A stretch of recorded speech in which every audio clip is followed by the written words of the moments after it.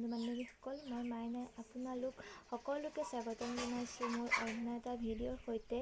আজি মই আপোনালোকলৈ আগবঢ়াম এটা ঘৰুৱা হেয়াৰ ৰেমেডি, যিটো ৰেমেডি ব্যৱহাৰ কৰিলে আপোনাৰ চুলিৰ সকলো সমস্যা নাইকিয়া হৈ যাব। এই ৰেমেডিটোৰ কাৰণে মই ব্যৱহাৰ কৰিম জেতুকা পাত আৰু কেইখিলামান জবা ফুলৰ পাত আৰু জবা ফুল।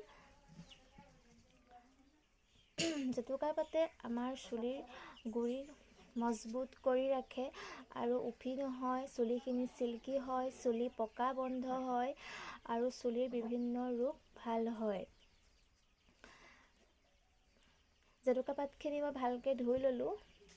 এতিয়া ধুই পিনি মিক্সিত ভালকৈ পিচি ল'ম। তাৰপিছত মই পিচি লোৱাৰ পিছত মই জবা ফুল দিম, জবা ফুলৰ পাত দিম। তাৰপিছত মই অকণমান এল'ভেৰা দি দিম যাতে পেষ্টটো ভালদৰে হ'ব। তাৰপিছত মই আৰু এটা বস্তু এড কৰিম।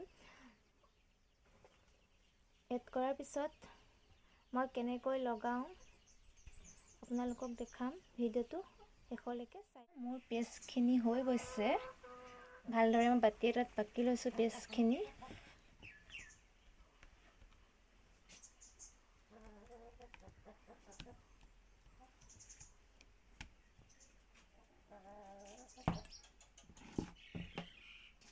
এতিয়া মই ভালদৰে অকণমান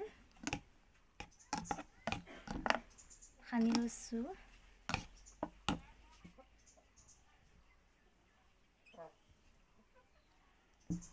এতিয়া মই ইয়াত ডিম এটা দিম। ডিমটো দিয়াৰ পিছত মই ভালকৈ পেষ্টখিনিত ফেটি ল'ম।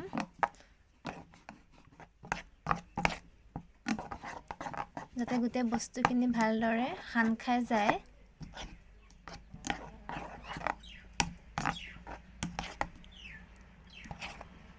এয়া এতিয়া মই ভালদৰে চুলিত সানিম। এয়া মই হেয়াৰ ৰেমেডিটো চুলিত লগালোঁ। ভালদৰে মই লগোৱাটো দেখুৱাব নোৱাৰিলোঁ কাৰণ মোৰ চুলিখিনি দীঘল যে, ভালদৰে লগাওঁতে মই দেখুৱাব পৰা নহ'ল। এনেকৈ সপ্তাহত আপোনালোকে এই হেয়াৰ ৰেমেডিটো লগাই চাবচোন। বহুত ভাল হয় চুলিৰ কাৰণে। চুলিখিনি বহুত ভাল কৰি ৰাখে, একদম শীতল শীতল কৰি ৰাখে। আৰু মই যে এই হেয়াৰ ৰেমেডিটোত এটা কণী দিছিলোঁ, সেই কণীয়ে কি কৰে গম পায়নে? চুলিখিনি বহুত মজবুত কৰি ৰাখে। আৰু চুলিৰ কাৰণে কণীটো হৈছে পুষ্টি। বহুত চুলিখিনি বহুত পুষ্টি লাগে, তেতিয়াহে চুলিখিনি দীঘল হ'ব, বাঢ়িব ভালদৰে, ফাটি নাযায়। পুষ্টিৰ অভাৱত চুলিখিনি বহুত বেয়া হয়। সেইকাৰণে মই কণীটো পেষ্টখিনিত দি দিছোঁ। কণীত বায়'টিন থাকে, আপোনালোকে জানেই। কণী চুলিখিনিৰ কাৰণে বহুত ভাল। বহুতে কয় কণী দিলে চুলিখিনি গোন্ধাই থাকে, কিন্তু ভালদৰে শ্বেম্পু কৰি ধুই দিব।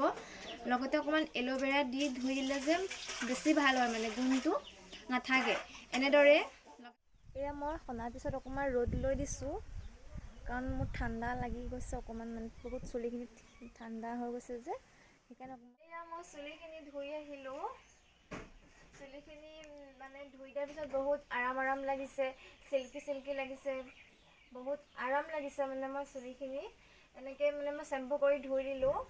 ধুই দিয়াৰ পিছত এতিয়াও চুলিখিনিত আঁহ লাগিয়ে আছে, পাতখিনি যোৱা নাই। ভালদৰে শুকাব, শুকাই দিয়াৰ পিছত আৰু বহুত ধুনীয়া হ'ব।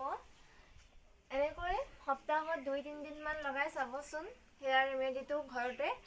আৰু যদি মোৰ ভিডিঅ'টো ভাল পায় আপোনালোকে চাব আৰু বন্ধু বান্ধৱীসকলৰ মাজতো শ্বেয়াৰ কৰিব।